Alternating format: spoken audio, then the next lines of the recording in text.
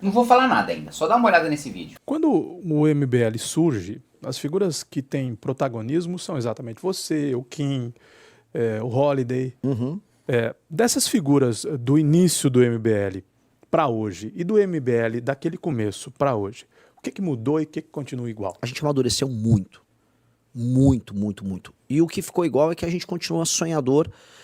Tem uma frase do Steve Jobs, eu sou um grande fã dele, que ele sempre falava assim, ele falou isso num discurso, mas era um tema recorrente dele, que é stay hungry, stay foolish, que é stay hungry tenha fome, seja faminto, que é seja ambicioso, mas stay foolish permaneça bobo, tolo no sentido de ser como uma criança, sonhador como uma criança, ou seja ambicioso, mas seja sonhador.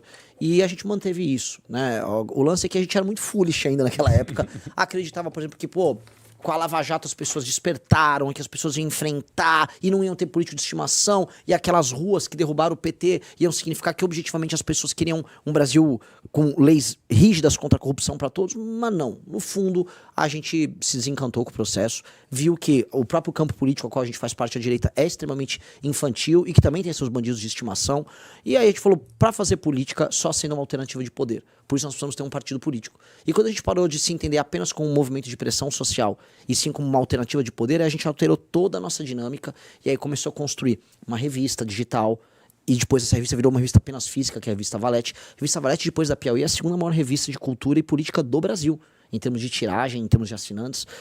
Mostramos um próprio aplicativo de rede social, que é a Valete Plus, que é um aplicativo para a criação de conteúdo intelectual para o nosso universo, que não é passível de ser censurado, então permite que as pessoas tenham liberdade de trabalhar novas ideias. Isso acabou formando uma geração de jovens brilhantes. Então, se for pegar brasileiros que estudam em Harvard, no MIT, em Georgetown, eu fui visitar eles agora nos Estados Unidos, brasileiros que estudam em Coimbra, pessoal das melhores universidades do Brasil, do ITA, o IME, do INSPER, a FGV, a molecada tá muito, discutindo os temas que a gente está trazendo. E isso é inspirador, a gente precisa formar essa nova geração. Então fizemos isso e agora está dando uma ferramenta para esse pessoal, que é o partido político. Com o partido político próprio, essas pessoas que estão agora querendo transformar a política não vão precisar depender do Kassab, do Valdemar da Costa Neto para poder fazer política. Elas vão ter um espaço delas para fazer a política de uma maneira jovem e sem vícios. E aí é o projeto. A expressão outsider foi muito usada recentemente, inclusive, na candidatura do Pablo Marçal em São Paulo.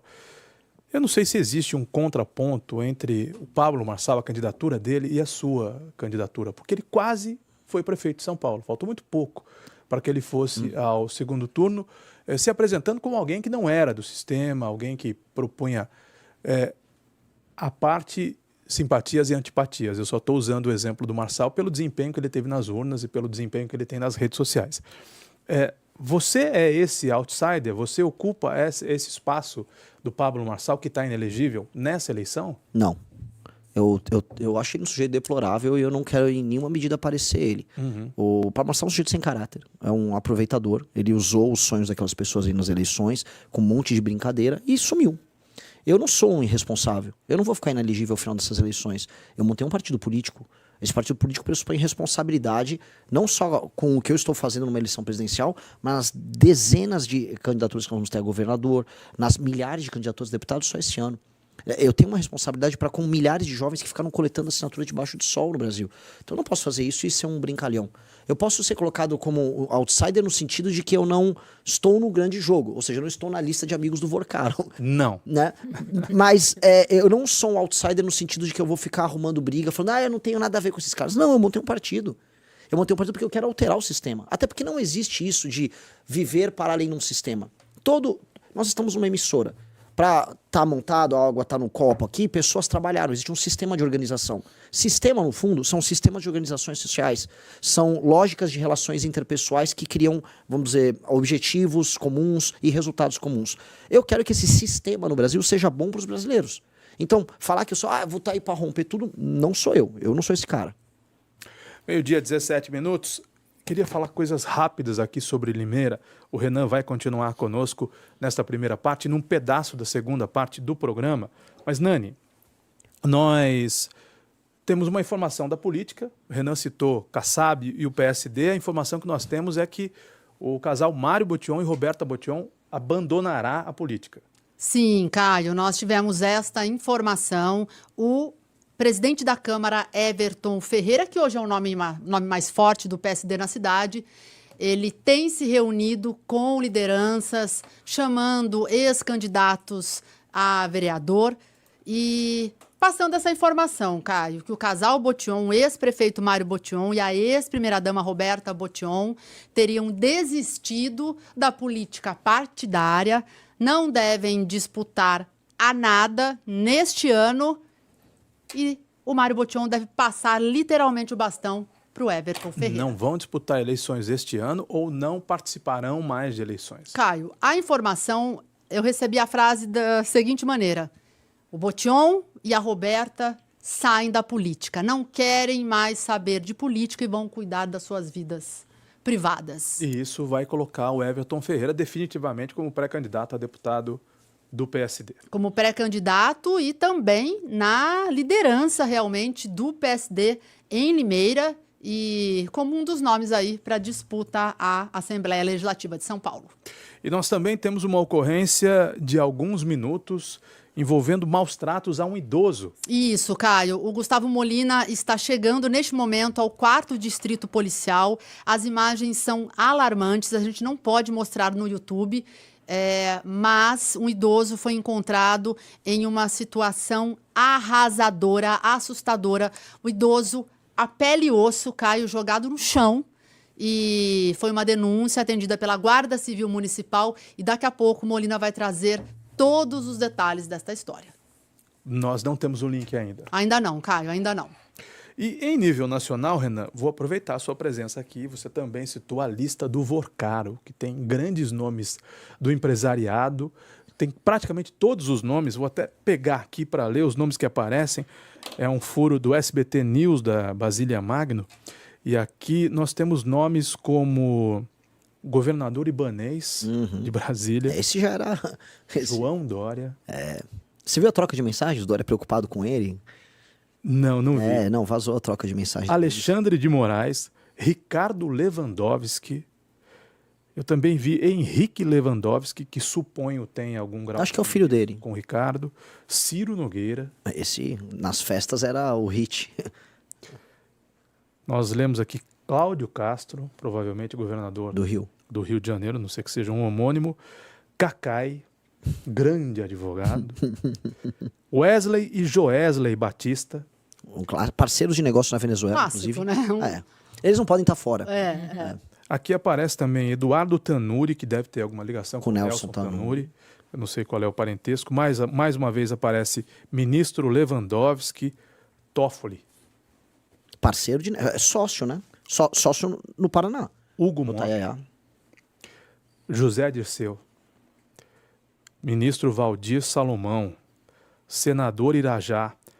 Gabriel Galípolo, presidente do Banco Central. E por aí vai.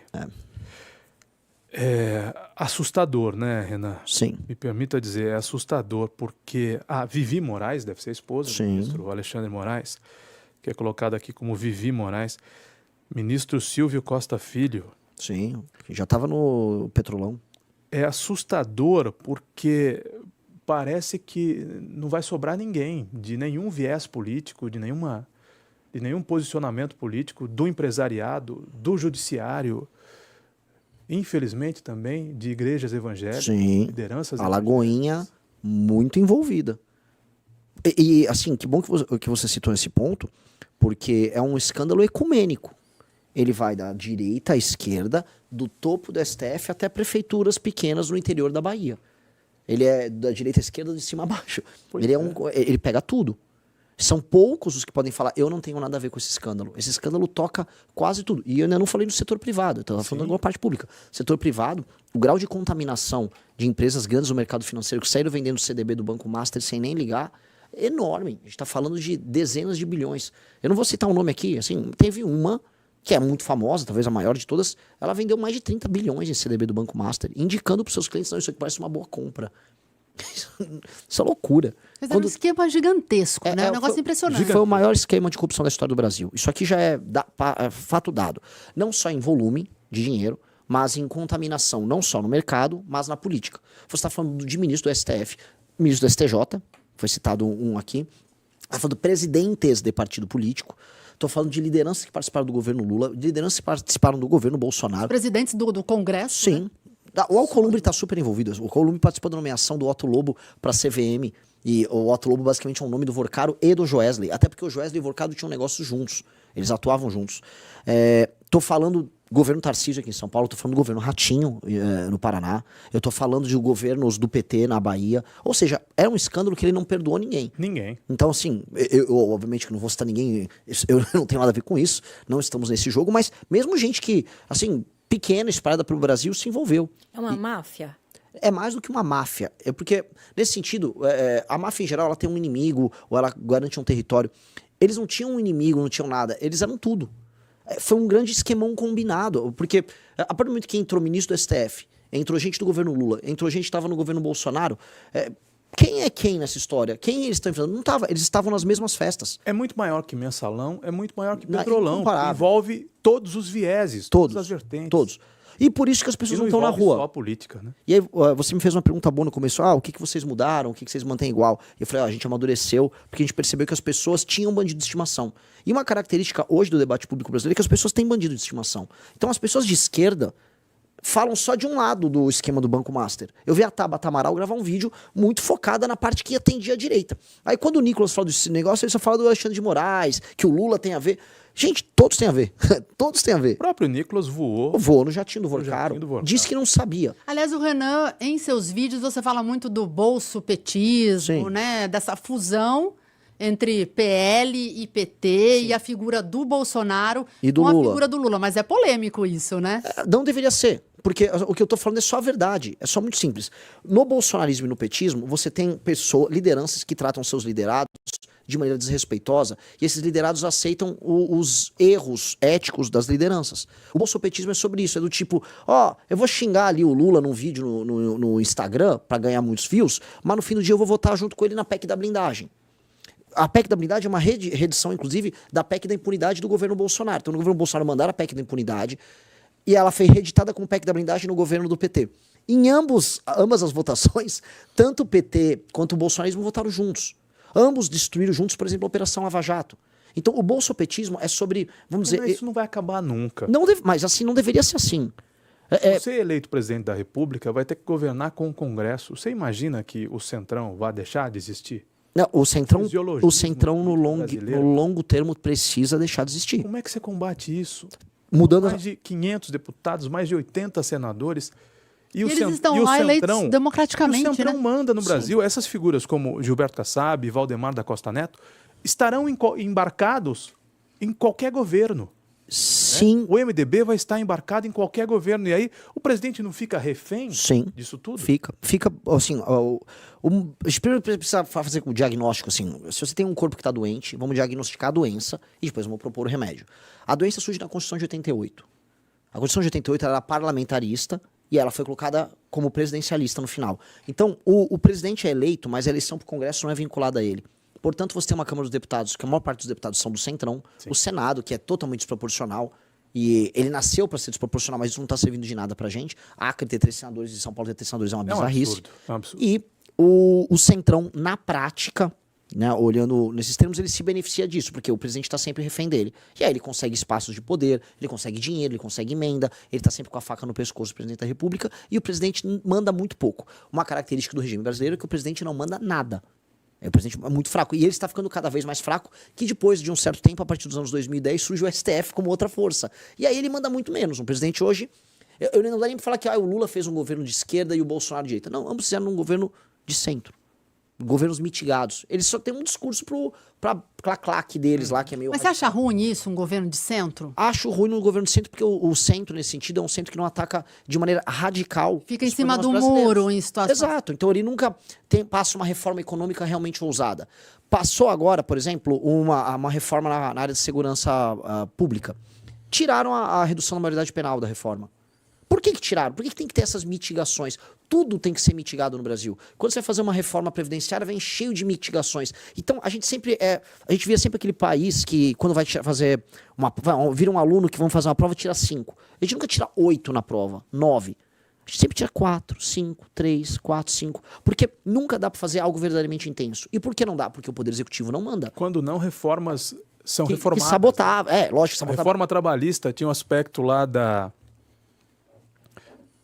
Meu Deus do céu, o termo que eu quero me referir é quando... O acordado passar por cima do... Não, quando o funcionário processava a empresa e pedia um valor absurdo, sucumbência. Ah, sim, A questão da sucumbência que Derrubaram. foi um avanço extraordinário. Reformaram a reforma. Sim. Sim, Derrubaram a sucumbência. Sim, que era justamente a parte mais importante da reforma, que acabou com a indústria da indenização Da trabalhista. indenização. Que é um dos grandes absurdos brasileiros. O Brasil é o pior país do mundo nisso. Pois bem, esse é o grande problema. O Brasil, a gente nunca anda. E por isso a gente ficou para trás. Se você não consegue andar em alta velocidade e fazer o que precisa ser feito em alta velocidade, você fica para trás. Pois bem, a gente tem que alterar o sistema de incentivos. Esse é o diagnóstico que eu faço. O sistema de incentivos da política brasileira precisa ser alterado. E é isso que eu, num governo nosso, farei. O Brasil precisa de 3 grandes reformas, e essas são as 3 reformas que a gente precisa conduzir. A primeira, a destruição do aparato de insegurança que existe no Brasil. Uma guerra ao crime organizado e uma alteração nas leis penais e nas leis de processo penal. E eu quero ser eleito para inicialmente tocar isso. Esse é o tema inicial, esse será o tema da minha campanha. Portanto, minha pré-campanha hoje e depois da minha campanha serão sobre um plebiscito. Votou no número 14, lá na urna, você quer uma guerra contra o crime. Votou no 22, votou no 13, você não quer. E tá tudo bem, é a democracia. Tá? Agora, é plebiscitário. Eu vou oferecer uma guerra ao crime. 2, nós temos que ter uma reforma fiscal, um ajuste fiscal colossal no Brasil. As contas públicas estão indo agora em rota de colisão. O Brasil vai quebrar em 2028. Todo mundo sabe, a rota está subindo assim, 88% de dívida, depois 95% e o juro já está em 15%. Os Estados Unidos têm dívida alta. Os avisos têm sido dados há bastante Aos montes. tempo. Você vai pegar do Marcos Lisboa aos consultores da Câmara dos Deputados. Todo mundo sabe o que está acontecendo e todo mundo fica fingindo que não está acontecendo nada. Essa é a segunda parte, é uma reforma fiscal. E a terceira parte é a reforma do sistema de incentivos. Eu vou te dar um exemplo. Como é que o Kassab é tão poderoso? Ele elege muitos deputados. O deputado dá fundo partidário, fundo eleitoral, emenda, e a emenda é direcionada para os prefeitos que o Kassab tem espalhado pelo Brasil. Pois bem, a gente tem que mudar esse sistema de incentivo. E onde tem que estar o sistema de incentivo? O prefeito na cidade determina o fundo partidário e o fundo eleitoral.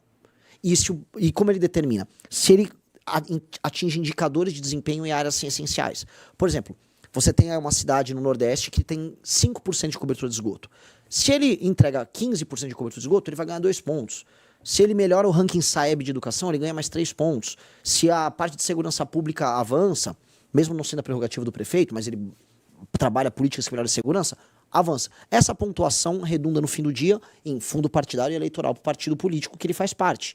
E não o número de deputados que são eleitos. Porque hoje o sistema que nós temos faz com que a gente eleja deputado e a gente coloque dos tiriricas a esses caras que viram deputado federal, que é a bancada do like, fica só gritando e xingando, porque esses caras trazem voto e o voto traz fundo partidário eleitoral. Aí eles chegam lá e o prefeito não serve para prefeitar, para administrar a cidade. O prefeito serve só para gerar voto para esses caras, para administrar a emenda que eles mandam, para administrar os contratos corruptos que eles têm com as prefeituras.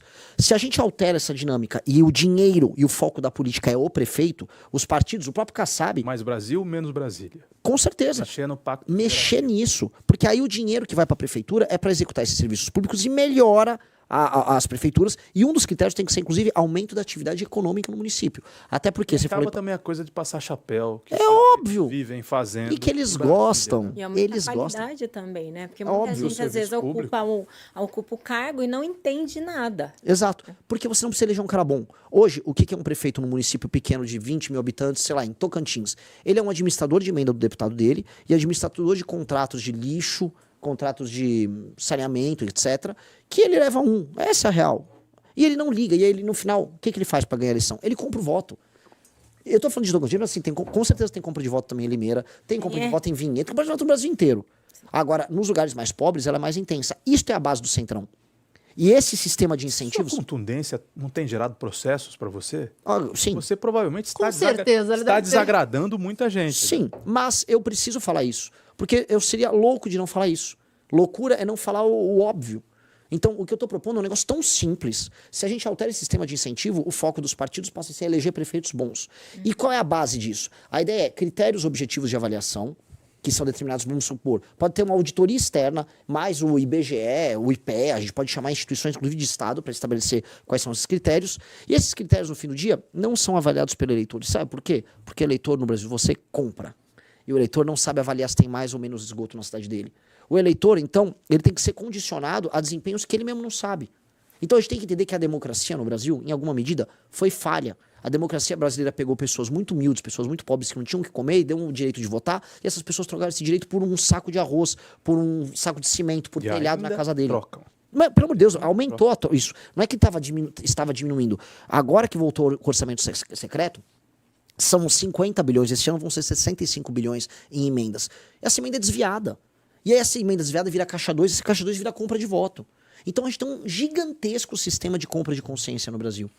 E as pessoas falam, isso é o Bolsa Família. Não, não é o Bolsa Família. Isso é outra coisa, tem nada a ver com isso. Eu tô falando do que alimenta as eleições. Se a gente não resolve isso, falar que a gente vive numa democracia é uma mentira. É uma mentira. A gente não vive numa democracia, a gente vive em outra coisa. Isso aí é outra coisa. Tem nome ainda, né? Não tem nome. Assim, é um regime inventado no Brasil. Não existe nenhum outro pré-candidato à presidência da República, nem outro partido que não seja o Partido Missão, que defenda com essa coragem o enfrentamento ao crime organizado, a declaração de guerra ao crime organizado, a morte dos líderes do crime organizado, matar líderes do PCC, matar líderes do Comando Vermelho. Ninguém mais tem esse projeto. E é por isso que esse é o meu projeto. É o meu pré-candidato à presidência da República, Renan Santos.